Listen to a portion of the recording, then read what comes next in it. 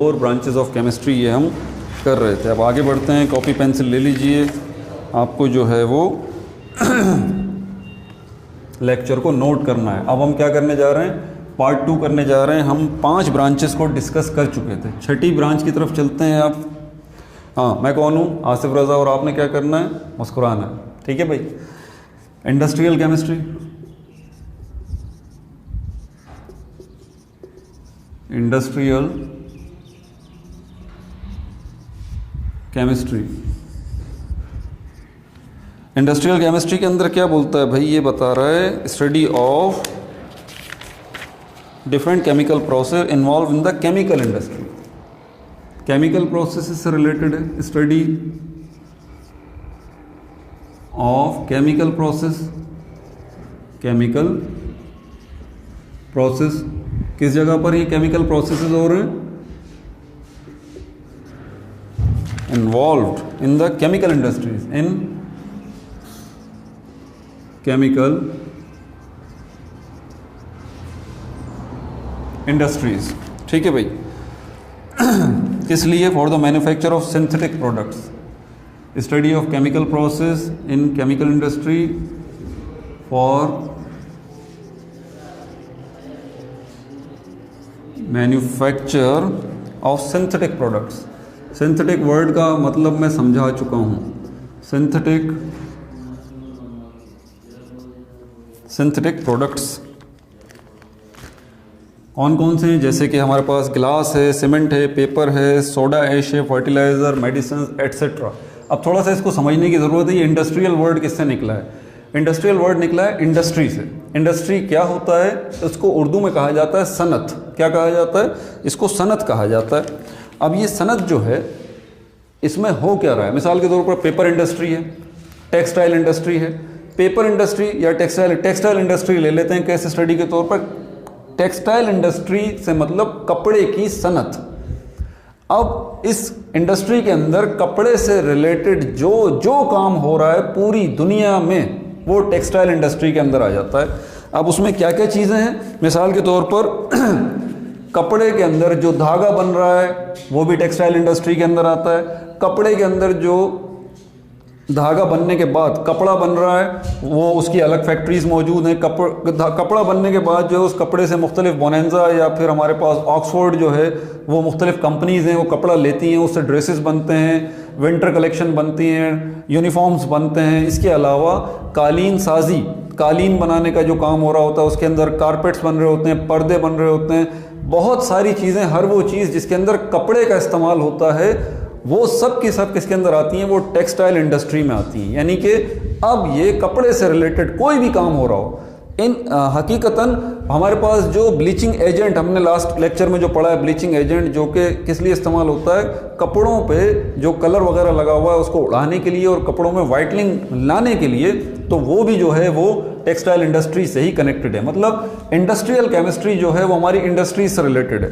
Industries होंगी तो क्या होगा? जितनी हमारे मार्केट के अंदर प्रोडक्ट्स हैं सब की सब वो कहाँ बनती हैं? वो मुख्तलिफ इंडस्ट्रीज़ में बनती हैं। समझ में आ रही है बात? आपके कपड़ों से लेके, आपकी किताबों से लेके, आपके मोबाइल्स, आपकी हाउस होल्ड चीज़ें, आपकी बाइक है, आपके किचन के बर्तन हैं, इसके अलावा खाने पीने का सामान है, सब कुछ मुख्तलिफ इंडस्ट्रीज़ में बन रहा है। अब ये इंडस्ट्रीज़ में तो बन रहा है, लेकिन इनमें क्या हो रहा है कि कुछ इनको केमिकल के बगैर ये नहीं बन सकते, केमिकल्स के बगैर ये नहीं बन सकते। चैप्टर नंबर 18 के अंदर जो है ये सारी तफसील मौजूद है, इंडस्ट्रियल केमिस्ट्री से रिलेटेड है, उसमें मज़ीद तफसील से बात होगी। यहाँ पर इन अ नटशेल अगर मैं बात करूँ तो इनमें हम क्या स्टडी कर रहे हैं? केमिकल प्रोसेसेस को स्टडी कर रहे हैं। प्रोसेस मतलब ऐसी एक्टिविटीज़ जो कि किससे रिलेटेड है। इसमें आप क्या कर रहे हैं? इन केमिकल प्रोसेसेस के अंदर आप केमिकल इंडस्ट्रीज़ के अंदर क्या बना रहे हैं? सिंथेटिक प्रोडक्ट्स बना रहे हैं। सिंथेटिक प्रोडक्ट्स के अंदर ग्लास आ जाता है, सीमेंट आ जाती है। इन अ नटशेल अगर मैं बात करूं केमिकल इंडस्ट्री के अंदर, इंडस्ट्रियल लेवल के ऊपर केमिस्ट्री का जो इस्तेमाल हो रहा है वो सब किस में आता है? वो इंडस्ट्रियल केमिस्ट्री के अंदर आता है। ठीक है भाई।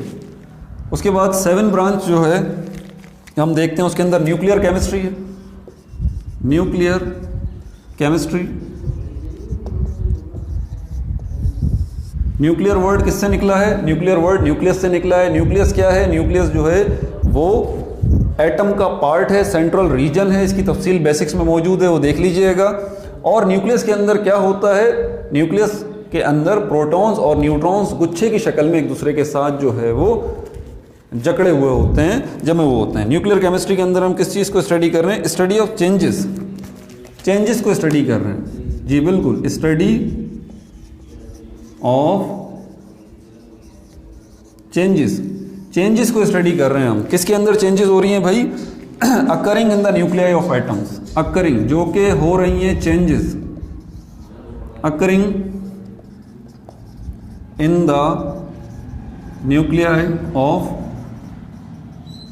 एटम्स। अब यहाँ पर न्यूक्लियाई वर्ड किससे निकला है, न्यूक्लियस से निकला है। न्यूक्लियस के अंदर चेंज का मतलब ये है कि वो प्रोटॉन और न्यूट्रॉन्स जो है उनमें चेंज आना, उसमें उसको उस चेंज को हम स्टडी करते हैं। किसके अंदर, हम न्यूक्लियर केमिस्ट्री के अंदर स्टडी करते हैं। हम आपने एटम बम का तो नाम सुना होगा, आपने हाइड्रोजन बम का भी नाम सुना होगा। मैं आपको आसान लफ्ज़ों में एटम बम के फटने का बता देता हूँ तो आपको समझ में आ जाएगी क्या बात है।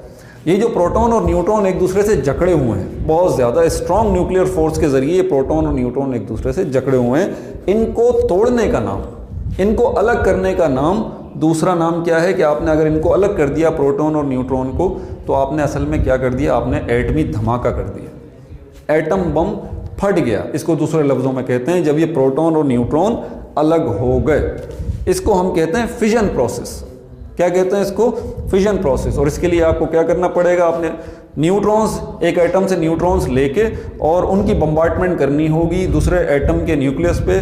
वहाँ पर जाके वो प्रोटॉन और न्यूट्रॉन जब अलग होंगे, डिसइंटीग्रेट होंगे, वो न्यूक्लियस टूट जाएगा, तो हम दूसरे लफ्ज़ों में इसको क्या कहेंगे कि एटम बम फट गया। बहुत सारे इसमें बहुत लंबी बातचीत है, लेकिन उस डिटेल में हम नहीं जा रहे। लेकिन एक काम तो है, वहाँ से हमें हीट मिलेगी, बहुत ज़्यादा हीट मिलेगी ना, गर्मी निकलेगी, आग निकलेगी। उस हीट को, उस गर्मी को हम इस्तेमाल कर सकते हैं। किस लिए इस्तेमाल कर सकते हैं, और उस हीट और उस गर्मी को हम जो है वाटर को बॉयल करने के लिए इस्तेमाल कर सकते हैं। वाटर को बॉयल करेंगे तो उससे क्या होगा, उससे स्टीम बनेगी, भाप बनेगी। वो स्टीम से क्या होगा, उस स्टीम से टरबाइन जो है वो चलेगा। टरबाइन के चलने से क्या होगा, टरबाइन के चलने से जो है वो जनरेटर चलेगा, और जनरेटर के चलने से क्या होगा, जनरेटर के चलने से बिजली बनेगी, इलेक्ट्रिसिटी बनेगी। समझ में आ रही है बात आपको। तो ये सारा काम जो है वो आप किस में कर रहे हैं, न्यूक्लियर केमिस्ट्री के अंदर कर रहे हैं। क्या स्टडी कर रहे हैं आप, study of changes occurring in the nuclei of atoms. तो ये चेंज आया या नहीं आया न्यूक्लियस के अंदर, न्यूक्लियस टूट गया, न्यूक्लियस ब्रेक हो गया, प्रोटॉन और न्यूट्रॉन अलग हो गए, क्या ये चेंज नहीं है, बिल्कुल ये चेंज है। तो वो और सिर्फ ये एक चेंज है जो कि मैंने आपको बताया, जिसमें एटम बम के फटने का जिक्र कर रहा हूँ मैं आपसे। और भी बहुत सारी चेंजेस आती हैं, जैसे कि रेडियो एक्टिविटी जिसको हम कहते हैं, इसकी तफसील से बात आगे होगी, बताऊंगा रेडियो एक्टिविटी क्या होती है। तो बहरहाल हर वो चेंज जो कि न्यूक्लियस के अंदर हो रहा है उसको स्टडी किया जा रहा है। किसके अंदर, न्यूक्लियर केमिस्ट्री के अंदर स्टडी किया जा रहा है। और जो केमिस्ट ये काम करते हैं वो न्यूक्लियर केमिस्ट जो है वो कहलाते हैं। ठीक है भाई, ब्रांच नंबर 8 की तरफ चलें। पहले वाली वीडियो भी जो है वो ज़्यादा बड़ी बन गई, मैं छोटी बनाना चाह रहा था, लेकिन बस वो बात चलती है तो रोकना थोड़ा सा ख़ुद को मुश्किल होता है। Environmental chemistry, environmental chemistry, environmental chemistry किससे रिलेटेड है, एनवायरनमेंट से रिलेटेड है। एनवायरनमेंट के अंदर आपने एक चीज़ तो देखी होगी, क्या है, बड़ा कॉमन सा केमिकल रिएक्शन है। क्या होता है, उसके अंदर आयरन एक जगह पे पड़ा हुआ है, आपने घर बनवाना है, बहुत सारा सरिया जो है वो आपने लिया है, आयरन रॉड्स आपने लिए हैं, वो आपने एक जगह पे स्टॉक करवा दिया। आपने सोचा कि 6-8 महीने बाद जो है मैं आऊँगा और इससे फिर घर की तामीर शुरू करवाऊँगा। अब वो बाहर पड़ा हुआ है तो क्या हुआ, आप 8 महीने बाद आए, आपने देखा कि अब वहाँ पर आयरन नहीं है, बल्कि वहाँ पर तो जंग ही जंग पड़ा हुआ है, रस्ट ही रस्ट पड़ा हुआ है। आयरन जो है वो इतनी मोटी मोटी रॉड्स थी, वो सिमट के इतनी इतनी सी हो गई, बाकी तो पाउडर ही पाउडर हो गया, जंग लग गया, इतना ज़्यादा जंग कि सारा वो जो आपका 80 या 100 टन जो है वो सरिया था, वो लोहा था, वो आयरन था, वो रिड्यूस होके वो कम होके कितना हो गया, वो 50 टन हो गया। आपका तो बड़ा नुकसान हो गया। क्या हुआ भाई, आपको पता ही नहीं था कि हमारे एनवायरनमेंट में चीज़ें जो है वो आपस में केमिकली रिएक्ट भी करती हैं। किस तरह से करती हैं, हवा में मॉइस्चर भी मौजूद है, हमारी एयर जो है इसमें मॉइस्चर भी मौजूद है, और इसमें दूसरी गैसेस भी मौजूद हैं। मॉइस्चर क्या है, नमी को कहते हैं हम। नमी क्या है, हमारा वाटर जो है, वाटर वाटर की गैशियस फॉर्म को नमी कहते हैं या ह्यूमिडिटी कहते हैं या मॉइस्चर कहते हैं, वो मौजूद होता है। समुद्री इलाके जो हैं वहाँ पर ये नमी ज़्यादा होती है। बहरहाल या तो एयर में मौजूद नमी या मॉइस्चर या ह्यूमिडिटी या फिर बारिश का हो जाना, दोनों सूरतों की वजह से पानी का रिएक्शन होना उस आयरन के साथ और उसके नतीजे में एक प्रोडक्ट का बनना जिसको हम रस्ट कहते हैं, जिसको हम जंग कहते हैं, वो उसका बनना। तो ये केमिकली रिएक्शन जो हुआ है किसके अंदर हुआ है? ये आपके एनवायरनमेंट में हुआ है। ये मिसाल देके समझाने का मतलब ये हुआ कि आप इसी तरह जो चीज़ें हमारे एनवायरनमेंट में पड़ी हुई हैं, ये सिर्फ आयरन की बात नहीं हो रही, हज़ारों लाखों किस्मों की चीज़ें हम रोज़ इस्तेमाल करते हैं और वो फेंक देते हैं हम। वो जब हम फेंक देते हैं तो उनमें क्या होता है कि हवा में या दूसरी चीज़ें जो आपस में मौजूद हैं वो क्या करती हैं? केमिकली रिएक्ट कर जाती हैं। केमिकली रिएक्ट करती हैं तो उससे बहुत सारी पॉइजनस गैसेस भी प्रोड्यूस होती हैं जो कि हमारे माहौल के लिए ख़तरनाक हैं। उससे क्या होता है कि हमारा माहौल ख़राब होता है, बीमारियां फैलती हैं, डिजीज़ बनती हैं बहुत ज़्यादा। तो ये सारी चीज़ें जो है वो हमें समझनी चाहिए ताकि हमारा एनवायरनमेंट जो है वो सेफ रहे। केमिस्ट्री आपको ये भी बताती है, एनवायरमेंटल केमिस्ट जो होते हैं उनका काम ही ये है कि एनवायरनमेंट को किस तरह साफ़ रखा जाए, उन केमिकल रिएक्शंस पे गौर किया जाए जो खुद ब खुद होते रहते हैं। चीज़ें आपस में केमिकली रिएक्ट हो के नई नई चीज़ें बनाती रहती हैं जो कि नुकसानदेह हैं। वो सारा काम किसके अंदर होता है? एनवायरमेंटल केमिस्ट्री के अंदर होता है। ये तो मैंने आपको ओवरव्यू दे दिया, ठीक है। इसके अंदर कौन कौन से केमिकल रिएक्शंस आ जाते हैं ये देखें, मैं आपको बताता हूँ इसकी तफसील क्या लिखी हुई है इसके अंदर। वो बता रहा है कि इंटरएक्शन आप स्टडी करते हैं इसके अंदर, जैसे कि मैंने बताया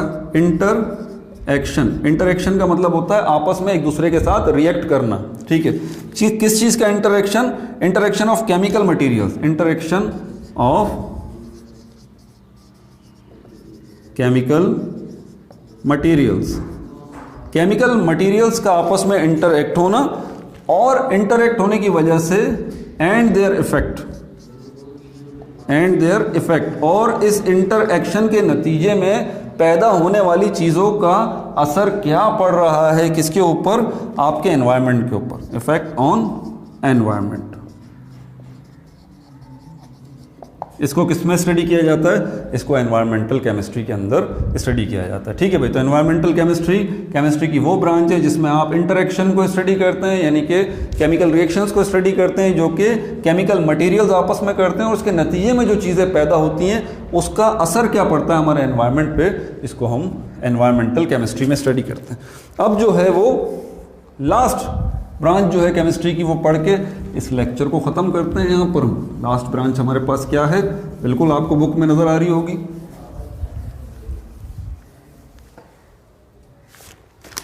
वो है हमारे पास पॉलीमेरिक केमिस्ट्री। 9th में हमारे पास पॉलीमेरिक